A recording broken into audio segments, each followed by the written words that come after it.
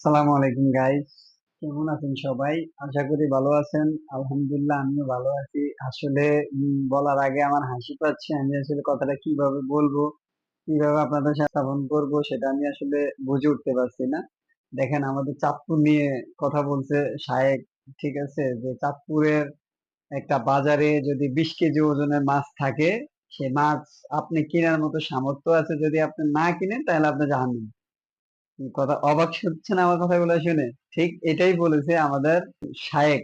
ঠিক আছে, আর বলেছে আপনি বাজারে দিনমজুর, আপনি যদি ওই মাছ কিনেন তাহলে আপনি জাহান্নামী। কেন? আপনি অহংকার করে মাছটা কিনেছেন।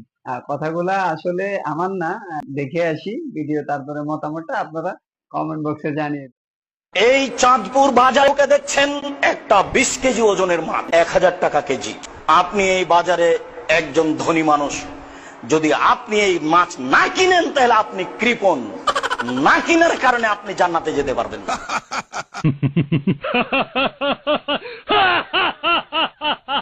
আপনি না কিনলে মাছ নষ্ট হবে সন্দেহ হতে হতে। ওই মাছ যদি একজন রিক্সাওয়ালা কিনে, ও আর জান্নাতে যেতে পারবে না। ও তখন অহংকার। ওর জন্য এটা কিনা হবে না, ওকে পুঁঠির মাছ কিনতে হবে, এটাই বিধান, এটাই জীবন।